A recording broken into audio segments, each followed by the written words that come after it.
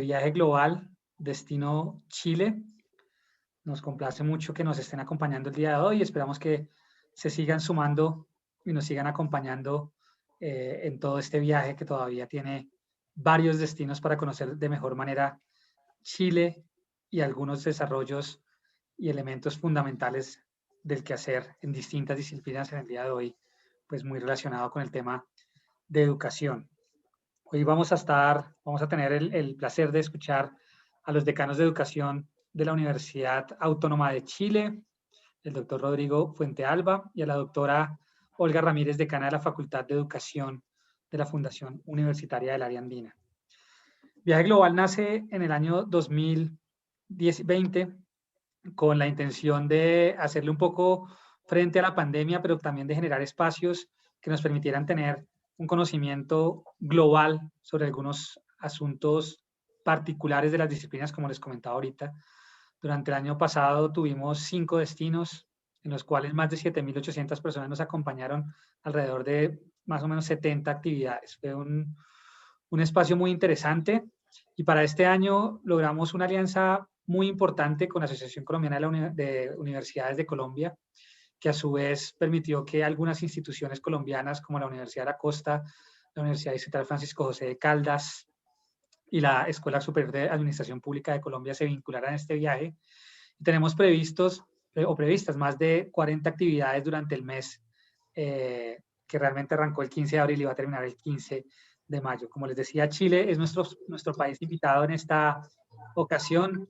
Tenemos un interés muy grande en que puedan vincularse, participar activamente.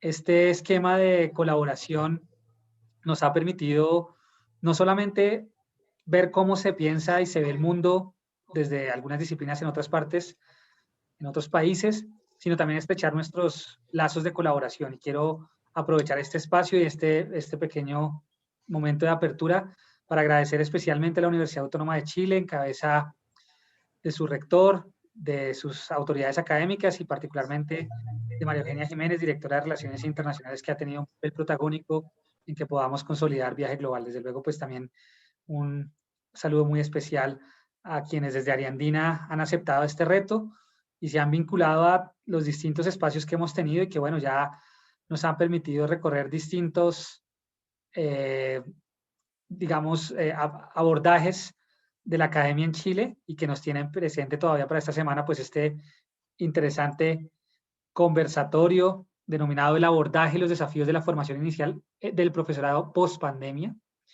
Una, creo que una pregunta o muchas preguntas que vamos a tener alrededor de esto. Y también tendremos durante esta semana algunas otras actividades importantes. Mañana tenemos un conversatorio igualmente con la Universidad Autónoma de Chile y algunos otros aliados sobre ciencia abierta. Entonces, pues esta breve apertura es más que todo una invitación a que sigamos montados en este avión hacia Chile. Nos quedan todavía medio mes para seguir disfrutando de actividades culturales y académicas y desde luego pues agradecerles por su tiempo y su participación. Las preguntas se van a estar recibiendo a través del chat y quiero entonces darle la palabra a la moderadora que tendremos el día de hoy. Lorena, por favor, el auditorio es todo tuyo. Bienvenidos a Viaje Global Chile. Gracias, doctor Fernando. Buenos días para todos. Mi nombre es Lady Montero, soy secretaria académica de la Facultad de Educación de la Fundación Universitaria del Área Andina y en nombre de la Vicerrectoría Académica, de la Rectoría Nacional y de la Dirección Nacional de Relaciones Internacionales, les damos una cordial bienvenida a el conversatorio en el abordaje y desafíos de la formación inicial del profesorado post pandemia. Como lo indicaba el doctor Fernando, este será un espacio dedicado a la socialización de experiencias significativas de las facultades de educación, de la Fundación Universitaria del Área Andina Colombia y de la Universidad Autónoma de Chile. Como bien lo dijo, en el marco de la estrategia de internacionalización en casa, Viaje Global, desde donde buscamos favorecer y promover espacios académicos y culturales para nuestros estudiantes, docentes e invitados especiales. Para el día de hoy tenemos un invitado especial, es el doctor Rodrigo Fuentealba Jara y una invitada de la casa, la doctora Olga Ramírez Torres. La doctora Olga Ramírez es licenciada en Administración Educativa de la Universidad de San Buenaventura, es especialista en evaluación educativa de la Universidad Santo Tomás, Es magíster en orientación y asesoría educativa de la Universidad Externado de Colombia y es presidente del capítulo centro de la Asociación Colombiana de Facultades de Educación. Además, es nuestra decana de la Facultad de Educación en Área Andina desde el año 2014 a la fecha. El doctor Rodrigo Fuentealba es doctor en Educación de la Pontificia Universidad Católica de Chile. Posee una vasta trayectoria en educación, en donde se ha desempeñado como director nacional de posgrados e investigación de la Facultad de Ciencias de la Educación. Ha sido decano y vicerrector académico en prestigiosas instituciones de educación superior en Chile y actualmente es el decano de la Facultad de Educación de la Universidad Autónoma de Chile. Les damos una cordial bienvenida. Como lo indicaba el doctor Fernando, las preguntas estarán dispuestas dentro del chat. Tendremos una sesión al finalizar la presentación de nuestros dos decanos. Y bueno, demos inicio. Entonces escuchemos y agradezcamos a las palabras de la doctora Olga Ramírez. Tienes el micro apagado, doc. Buenos días para todos. Permítanme compartir pantalla. Doctor Rodrigo, para mí es un placer compartir este momento con usted, compartir algunas inquietudes en relación a lo que en este momento estamos determinando como las reflexiones en torno a la formación de maestros en épocas de pospandemia. Cuando yo estaba pensando en este tema, para compartir el día de hoy, pues tuve en cuenta unos datos que surgieron en cuanto a la realidad regional, tomados del Global Education Report del 2020, qué es lo que está pasando en América Latina en relación con el acceso a la educación y la formación de docentes. Ellos plantean que existe realmente una desigualdad educativa estructural que afecta la situación docente y los logros educativos, por supuesto. Por ejemplo, que tenemos el 30.7% de la población afectada por la pobreza y más del 10% por la pobreza extrema en un dato tomado por la CEPAL en el 2017. E igualmente que esto se agudiza en épocas de pandemia por algunas circunstancias que son fundamentales y que en nuestro territorio colombiano son mucho más evidentes. Y es, por un lado, la ruralidad y el aislamiento, que ha hecho que el acceso a la educación cada vez sea más complejo. Existe realmente una gran brecha socioeconómica, especialmente en los contextos urbanos y los contextos rurales. Las condiciones laborales de los docentes no son iguales. Hay una gran brecha dependiendo también de la región en donde estén nuestros docentes. Y por supuesto la formación inicial y el desarrollo profesional aquí tiene un gran desafío porque tiene que repensarse cómo hacer que a esta carrera docente lleguen los mejores aspirantes. Y por otro lado, pues existe una una privatización de la educación que incrementa esta brecha de desigualdad. Y entonces, desde estas consideraciones de la realidad regional, existen unos desafíos para los docentes que se incrementaron durante la pandemia. Por un lado, pues no existe una estabilidad contractual para la adquisición de una mejor manera de ejercer la profesión docente. En Colombia, por ejemplo, el máximo empleador es el Estado y sin embargo las plazas que se dan no son suficientes para la cobertura educativa en todo el territorio nacional. Y como no hay suficiente recurso para suplir esas plazas, entonces se busca unos docentes transitorios que tienen contratos a un año y entonces existe esa inestabilidad contractual. Pero por otro lado, con la pandemia se vio una sobrecarga de trabajo, de estrés, y por otro lado, en nuestro país, Colombia, sí hay una feminización de la profesión docente. Un gran porcentaje de los docentes son mujeres que adicional a ello, pues también tienen sus familias y tienen que atenderlas. Y, por supuesto, la privatización que genera una brecha significativa porque los estratos altos pueden suplir fácilmente la no presencialidad, mientras que en el resto de la población, pues hay que hacer un acompañamiento en remoto que no siempre se da a través de una muy buena conectividad. ¿Qué significa eso? Que efectivamente esa pandemia pone de manifiesto más aún esta realidad, pero al igual exige que por otro lado se haya lugar a una serie de aspectos de mejora en la atención educativa. Entonces hay unas oportunidades y unos desafíos para la innovación y el aprendizaje profesional. ¿Qué se requiere?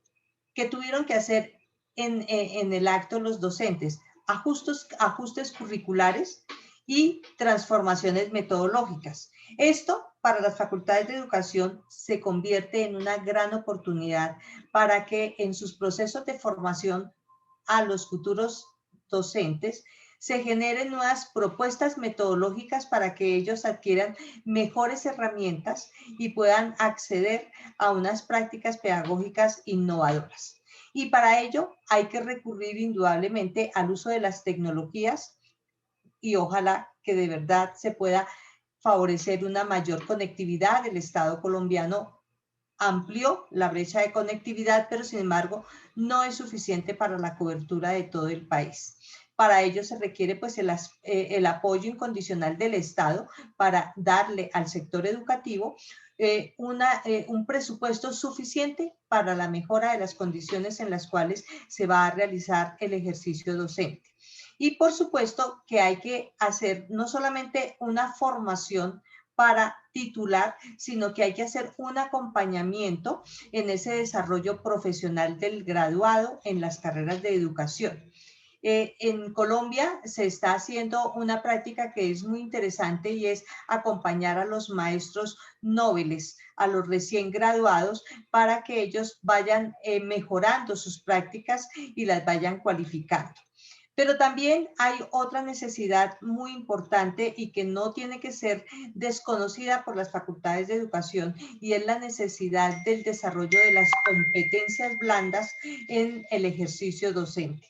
Es decir, es necesario hablar de ese soporte socioemocional y de la continuidad del vínculo que debe establecerse entre la institución formadora y los egresados, los graduados. Ello implica que debe reconsiderarse la relevancia de la dimensión afectiva en esa continuidad del vínculo del graduado con su institución, en donde encuentre espacios de mejora, espacios de cualificación, pero también espacios de creación de redes en las cuales los maestros puedan compartir sus inquietudes y sus perspectivas. Entonces, esas redes en este momento no tienen que ser solamente de la investigación en el aula, sino del análisis de la realidad que vive el maestro en el contexto laboral y cómo puede mejorarlo a partir de las experiencias compartidas con sus colegas. Es decir, generar una red que genere un gran aprendizaje socioemocional colegiado que nos permita la mejora de esas competencias blandas que son fundamentales para el ejercicio de la labor docente. De la misma manera, no hay que olvidar que las facultades de educación debemos tener en cuenta cuáles son esos desafíos de calidad y de equidad que nos plantea la Agenda 2030 para el sector educativo. Cuando hablamos del Objetivo de Desarrollo Sostenible, de garantizar una educación inclusiva, equitativa y de calidad, y que promueva oportunidades de aprendizaje a lo largo de la vida para todas las personas. Esto incluye no solamente a los estudiantes, sino también a los mismos docentes. Hay que generar en el proceso formativo esas condiciones de aprendizaje a lo largo de la vida que nos permita estar en esa búsqueda permanente de la mejora y de ampliar las capacidades no solamente pedagógicas, sino socioafectivas para el ejercicio de la profesión docente. ¿Ello qué implicaría? Implicaría, por ejemplo, que es una condición de Estado que hay que velar porque todos los niños y las niñas terminen los ciclos de enseñanza primaria y secundaria y que hagan esa continuidad en su cadena de formación y ojalá lleguen a la educación superior. Para ello, el Estado como tal debe eliminar esas disparidades que existen, especialmente de género en la educación, esa feminización de la carrera docente, porque es que parecería que somos las mujeres las llamadas a educar porque tenemos una connotación de cuidadoras, pero también cada vez llegan a las carreras docentes más solicitudes de estudiantes hombres que quieren acceder a esta profesión como tal y desarrollarse también allí. Entonces, ahí se requieren unas condiciones de igualdad, especialmente en las instituciones públicas. Y, por supuesto, aumentar considerablemente la oferta de los docentes calificados y ahí están todas las condiciones de calidad que deben cumplir los programas que forman los docentes, porque es desde las aulas de las universidades en donde se desarrolla toda una propuesta innovadora, una propuesta que lleve al maestro a ser ese intelectual orgánico de la sociedad, que entienda que su función es tan vital que requiere efectivamente de un gran compromiso social y de un gran compromiso profesional, porque él está llamado para formar los nuevos ciudadanos que transformarán el mundo. Entonces, las universidades sí tienen un compromiso ético en esa formación de los docentes, no solamente en los temas disciplinares, sino también en la necesidad de hacer de la práctica educativa un ejercicio de reflexión permanente y de investigación que conlleva a una transformación de esa práctica pedagógica. Entonces, organismos internacionales como la UNESCO y la CEPAL plantean algunos aspectos que ellos consideren vitales para pensar en esas respuestas de la pandemia y de la pospandemia. Entonces, por un lado, ellos plantean que existen unas situaciones que presentan gran variabilidad y que requieren de respuestas diversificadas. Es decir, que hay una información dinámica y una gran incertidumbre que ha aumentado la intolerancia, el racismo, la xenofobia, que son problemáticas que en las aulas universitarias en alguna medida deberíamos de empezar a explorar y a empezar a generar debates alrededor de ellos para poder minimizar los efectos de esas intolerancias y que podamos realmente hablar de lo que significaría la equidad, la inclusión y la flexibilidad, el respeto al otro en una dinámica de esa ética, en área andina lo llamamos como esa ética del cuidado, que parte del reconocimiento del otro como ser humano, que es una persona digna, que es capaz de sacar adelante su propio proyecto de vida, pero que requiere de un otro que lo acompañe en ese desarrollo. Hablar de acciones de contingencia en este momento pueden ser esa oportunidad para ir dibujando esa que lo denominan los organismos internacionales, educación del futuro, una educación que de verdad se centre en la persona, en el sujeto y su papel relevante en la sociedad, en lo colectivo, en esa nueva ciudadanía de pensarse que lo que yo hago en la individualidad tiene repercusiones en lo colectivo. Y ahí yo creo que generamos una nueva postura de un maestro sensible, de un maestro también capaz de tener una gran empatía, de ponerse en el lugar del otro y entender su situación, pero no para acompañarlo solamente, sino para ayudar a transformar esa realidad. Es decir, aquí ese aprendizaje socioemocional y esa educación para la sostenibilidad en la vida como que tiene un centro, un nicho muy importante.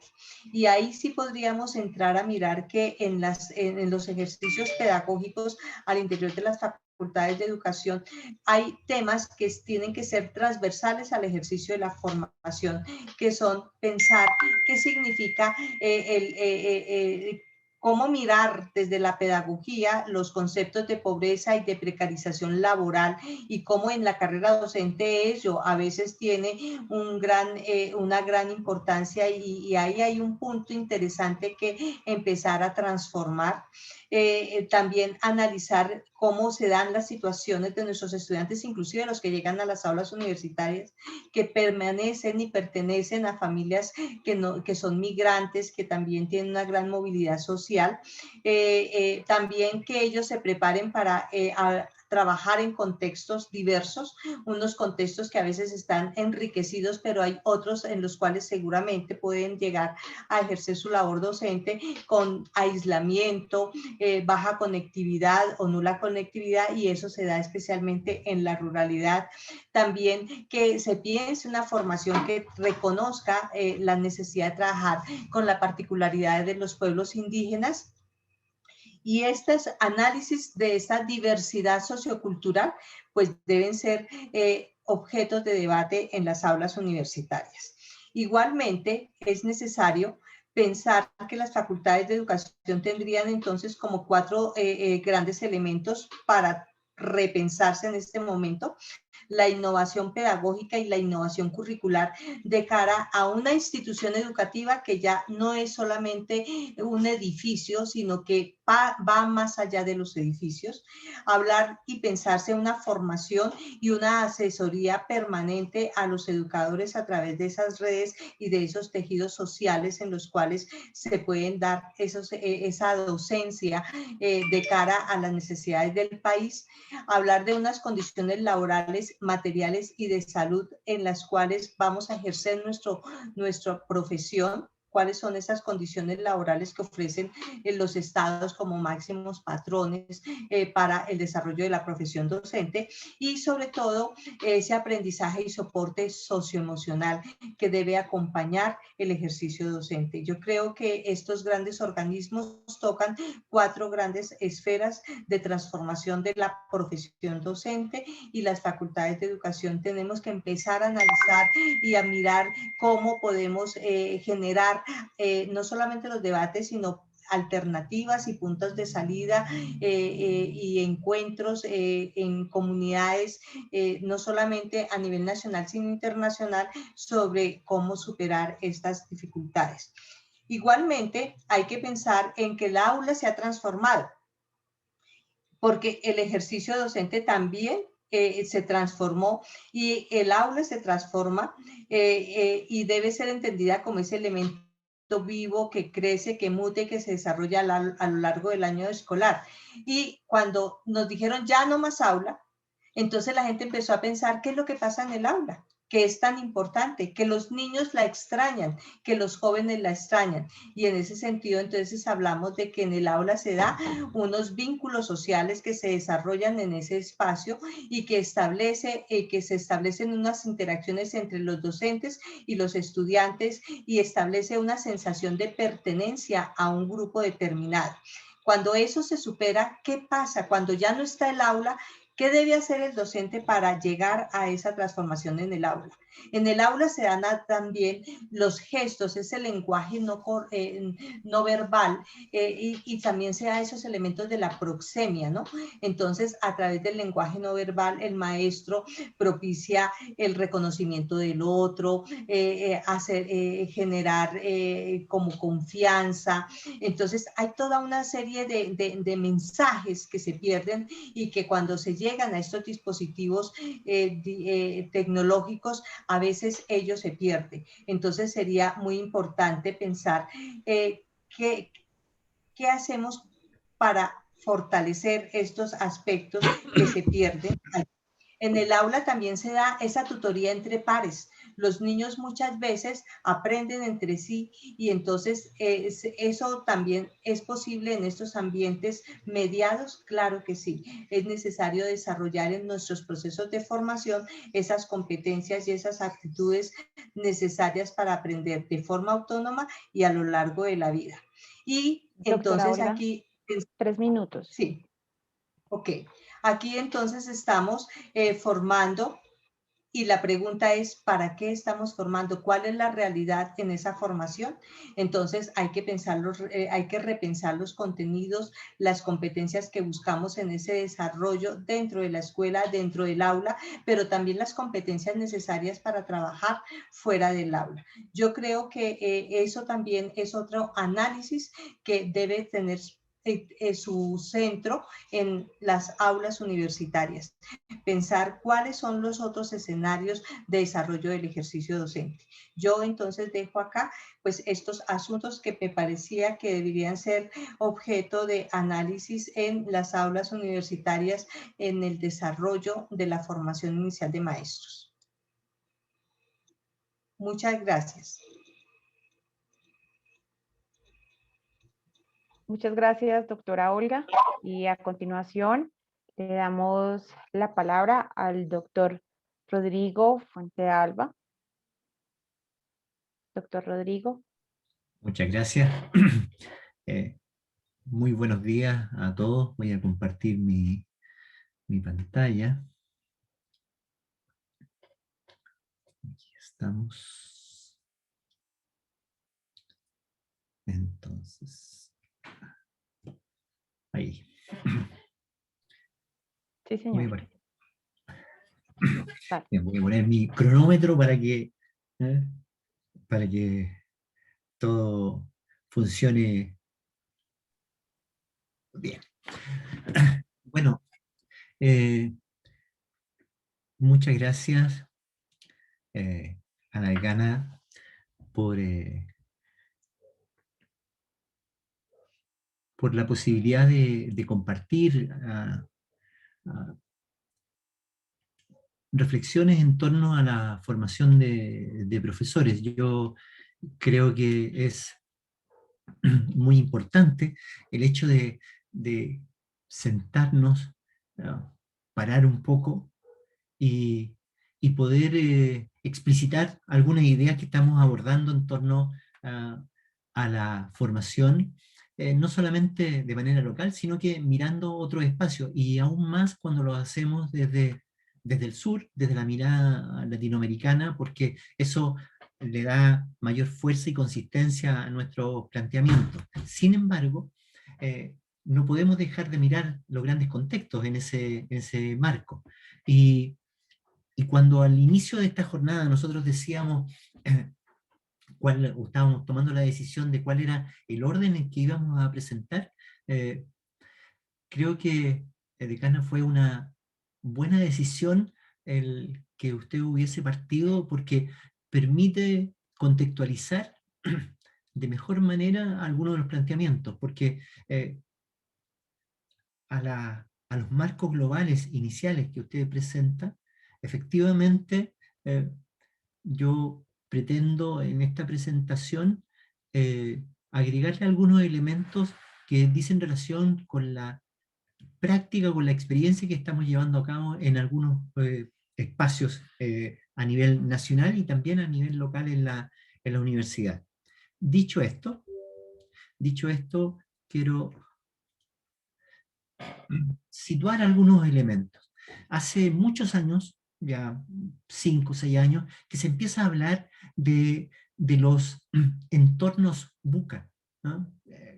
La verdad está en que debiese ser VICA en el español, en el sentido de la volatilidad con que van sucediendo las cosas, que ya no todo es permanente, que hay un espacio de incerteza y de incertidumbre muy grande que pone en tensión cada vez más a aquellos que tenemos la función social de formar a las futuras generaciones. Eso hace que nuestro espacio sea altamente complejo y muchas veces se torne ambiguo.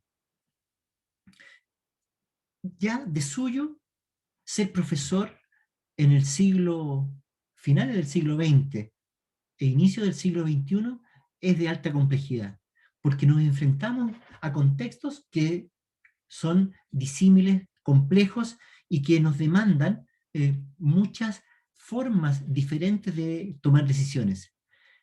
Por otro lado, se nos señala de distintos organismos internacionales que tenemos que poner foco en las competencias del siglo XXI, que modifiquen las maneras de trabajar, que consideremos otras herramientas para trabajar y que afecten de manera distinta nuestras formas de pensar y, de hecho, cómo nos vinculamos con el mundo, cómo convivimos en ese espacio, cómo vivimos en ese espacio. Esto que es de carácter genérico en un primer momento, que estaba ajeno a la pandemia, de un día para otro nos plantea una situación que de golpe nos hace repensarnos, y lo que parecía una idea más lejana, nos obliga a pensar, a pensarnos y a tomar decisiones respecto de cómo nosotros enfrentamos este nuevo contexto. Particularmente, se transforma un espacio en donde creíamos que estaba relativamente seguro lo que ahí adentro podía pasar. Entonces, desde esa perspectiva, Costa Calic hace ya un buen tiempo, yo uso lentes, por eso hago referencia a los lentes, que si uno no cambia el lente, limita la visión. El tema es, ¿cuáles son esos nuevos contextos? Ya la decana hizo referencia a, a la multifactorialidad de contextos que están afectando el ámbito educativo, desde factores sociales, económicos, los mismos referentes educacionales que se ponen en tensión. Pero si yo le agrego el componente de la pandemia, aumenta, se complejiza y nos hace situarnos en un espacio para el cual teníamos algo de relato construido, pero no contextualizado en el espacio en que hoy nos desenvolvemos. Y entonces, de un día para otro, aquello que nosotros concebíamos como algo estable, tiene una modificación sustantiva y nos obliga a hacernos la pregunta respecto de algunos elementos básicos que las facultades de educación trabajamos cotidianamente. Nos obliga a hacernos la pregunta por el enseñar, por el aprender, por la interacción, por los componentes que están asociados a ello, en un contexto que es diferente, que es demandante y para el cual no teníamos o no tenemos experiencia previa. Entonces, el desafío, así como Santo Tomás lo tuvo en algún momento, la pregunta que nos asiste como facultades de educación, como formador de los futuros, de las futuras generaciones, es si estamos dispuestos a mirar de manera alternativa, estamos dispuestos a reconceptualizar lo que significa el enseñar, el aprender en estos contextos, estamos dispuestos a abrirnos a que hoy día ya no es solamente la escuela la que educa, sino que cómo nos abrimos a mirar la multidimensionalidad de espacios donde uno aprende. Y eso nos lleva necesariamente a hacernos la pregunta si estamos dispuestos a establecer relaciones con otros actores sociales de una manera diferente. La familia, los otros agentes educativos, cómo nos vinculamos. Y en ese contexto cobra sentido lo que la literatura reconoce como especializada en el campo del liderazgo educativo como las 4C. Nos demanda una forma distinta de concebir la creatividad, porque estamos demandados a trabajar en espacios diversos, muchas veces no necesariamente con todas las condiciones que nosotros quisiésemos. Nos obliga a repensar las formas de comunicación, demanda a las facultades de educación a pensar los contextos de cómo, si asumimos la reflexión como eje formador, cómo esa reflexión no solamente nos permite mirar, analizar una situación, sino que además transformar esa situación. Pero como sabemos que esto no es en solitario, nos obliga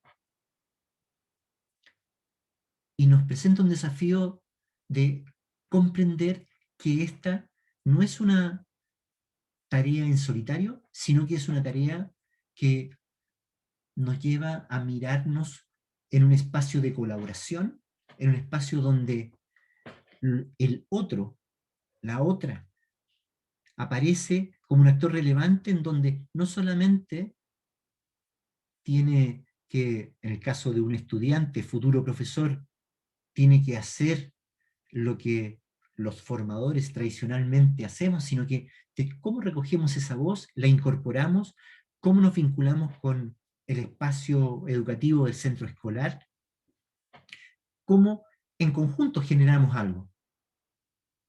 Pero permítanme ahí señalar que, dado los elementos y la evidencia que hemos ido recogiendo a nivel nacional respecto de estos 4 componentes, hay un quinto componente que nosotros consideramos central, que dice relación con el compromiso. Es decir, cómo en un contexto altamente demandante que nos obliga y nos desafía al trabajo creativo, con buenas relaciones de comunicación, que fomenta la reflexión crítica, que propende hacia la colaboración, si no tiene un paraguas mayor que nosotros llamamos compromiso, ¿no?, difícilmente se puede llevar a cabo. La evidencia en Chile nos ha mostrado que el compromiso es una palabra de carácter polisémico y que cuando lo hemos ido a ver en profesores a nivel nacional, hemos podido encontrar que al menos hay 4 dimensiones o subdimensiones de ese compromiso, y que necesariamente tienen que funcionar de manera articulada para que sea una mirada integral respecto de lo que el profesor o el futuro profesor puede hacer en el espacio educativo.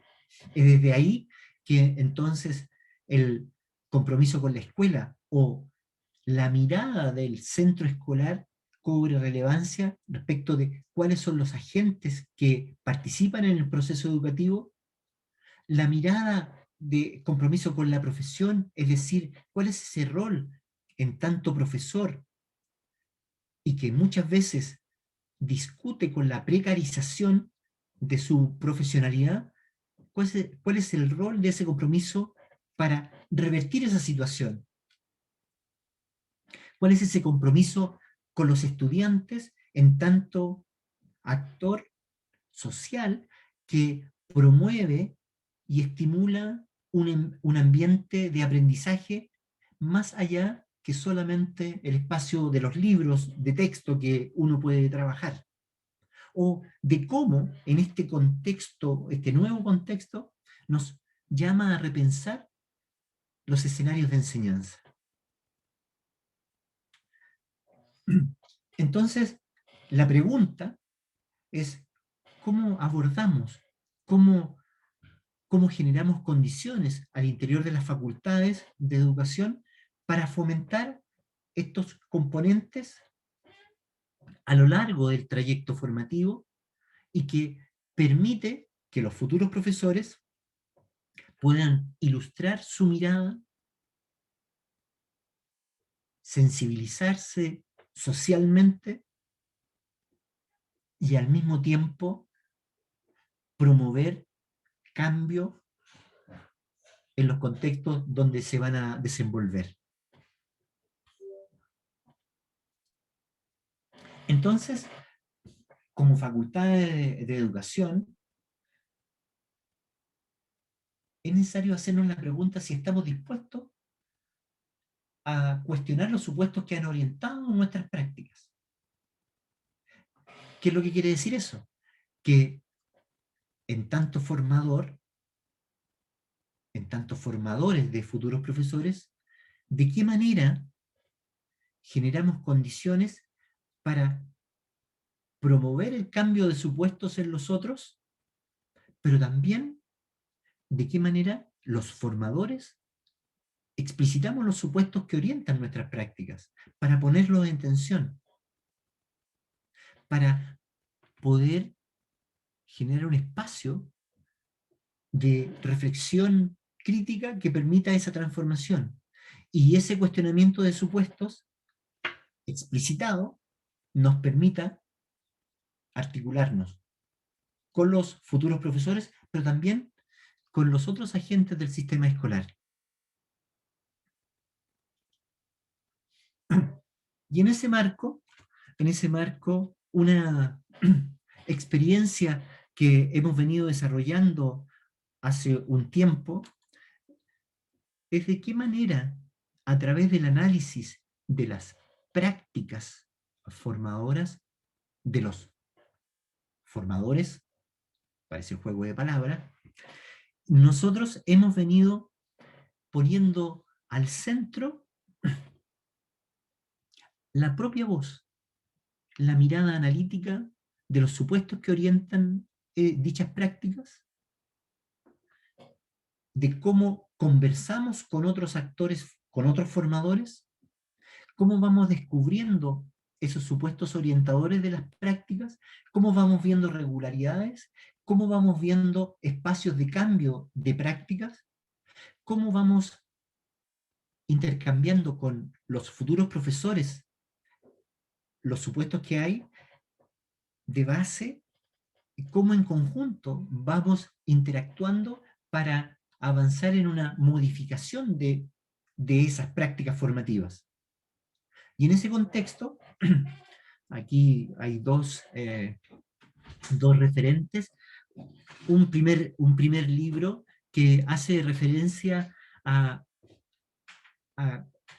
cómo se ha ido recogiendo esa voz, pero en un segundo texto, cómo esa voz ha significado modificación de las prácticas formativas en distintas facultades de educación a nivel nacional.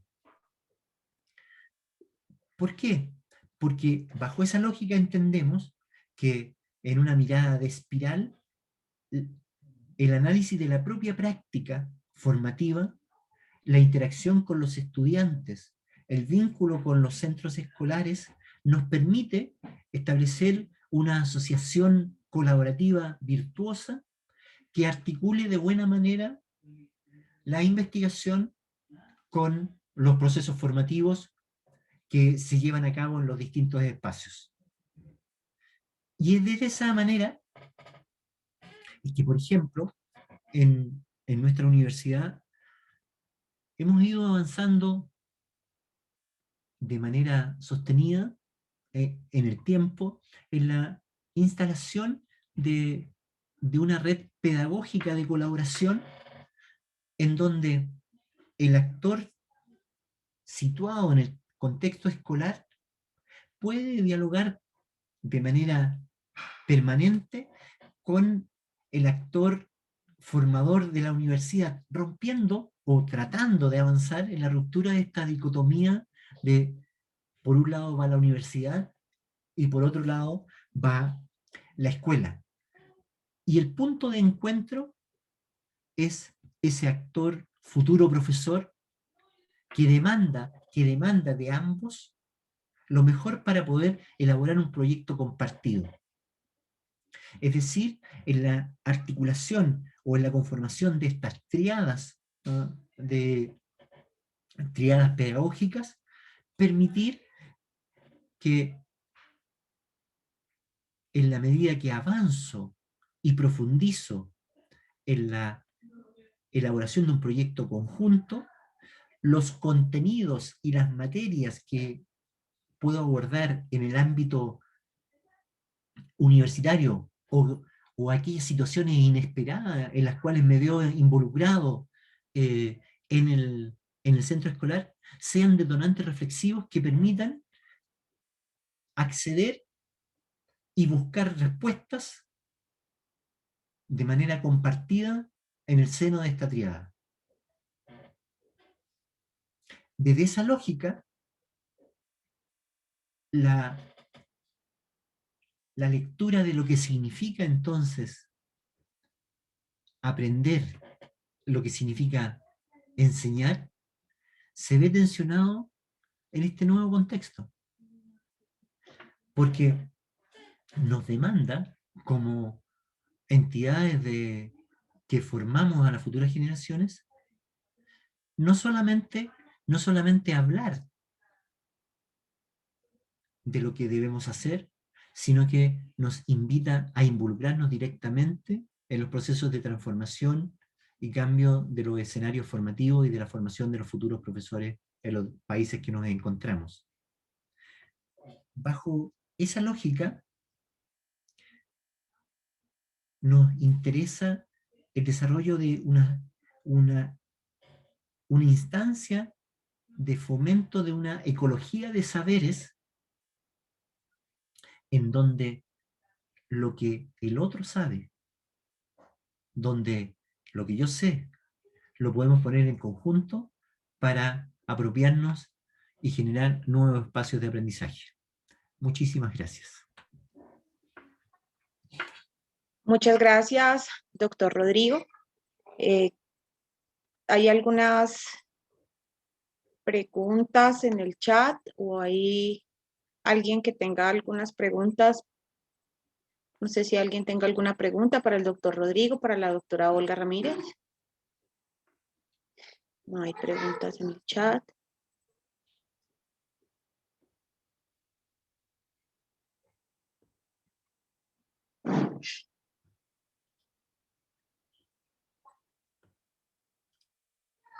Creo que no hay preguntas por parte del auditorio en este momento. Bueno, no sé, doctora Olga o doctor Rodrigo, si tengan algunas palabras de conclusiones. Al parecer en el auditorio no hay preguntas. Doctor Rodrigo, pues yo creo que tú nos has brindado unos elementos muy importantes que, como tú decías, complementan un poco la mirada que inicialmente yo había planteado y recojo una iniciativa que ustedes tienen, que es la Red Pedagógica de Ayuda. Creo que esa red en este momento tiene mucho más vigencia para el desarrollo del sentido de la profesión docente. Me gustaría comentar que si me pudieras ampliar, la red es únicamente al interior de la institución o se abre a otros escenarios, porque me parece una oportunidad maravillosa y una práctica digna de seguir. A ver, doctora Olga, yo agradezco la pregunta porque me permite comentarle que esta es una iniciativa que se desarrolla en dos niveles. Hay una red nacional que involucra a distintas universidades y que está abierta la invitación para aquellas universidades de otros países que quieran incorporarse sin ningún problema. Particularmente la red pedagógica UA es una red que funciona al interior de nuestra facultad, que recoge parte de esos principios. La lógica que hay detrás es el establecimiento de asociaciones colaborativas entre distintos actores. ¿Y por qué digo asociación colaborativa y no de cooperación? Porque entendemos que todos los actores que participan de esa asociación tienen algo que decir, que proponer, y que pueden permitirnos mejorar algo que tú señalabas, que comparto plenamente, el sentido de la complejidad de la profesión docente que nos demandan los nuevos escenarios de hoy día. O sea, el tema del desarrollo de la profesionalidad implica establecer nexos, vínculo con otros actores, y bajo esa lógica, esta red lo que hace es partió inicialmente con este vínculo entre los centros de práctica que teníamos, y que honestamente uno debe señalar que partieron como pensando que la institución escolar era el espacio de aplicación de lo que se aprendía en la universidad. Sin embargo, a medida que hemos ido creciendo y hemos ido profundizando, nos damos cuenta que aquí hay una relación bidireccional y que nos puede permitir, y nos ha ido permitiendo, co-construir elementos que facilitan y generan posibilidades para ambos espacios. Entonces, desde esa perspectiva, por supuesto que están abiertas las puertas para colaborar y para poder generar buenas alianzas entre nuestras facultades. Gracias, doctor Rodrigo, porque esa experiencia de la red yo creo que es la que está mandando en este momento como una opción para poder vincular y para poder encontrar caminos y sentidos comunes.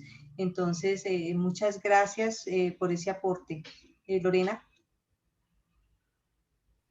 Claro que sí, doctora Olga. Bueno, pues agradecemos su participación y a ustedes por sus palabras, por las reflexiones que nos hacen el día de hoy, y agradecemos a todos ustedes, y sea esta pues la oportunidad para reiterarles el compromiso de seguir cumpliendo sueños y sobre todo de formar profesionales con calidad y ante todo pues excelentes seres humanos.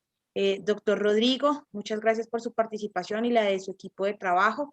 A nuestros directores de Relaciones Internacionales de las instituciones aliadas e invitadas que se encuentran aquí, también les agradecemos por su participación.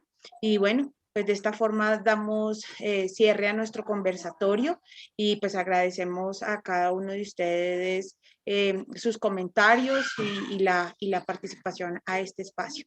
Muchas gracias, les deseamos un feliz término de día y bueno, estamos atentos. Muchas gracias. Muchas gracias.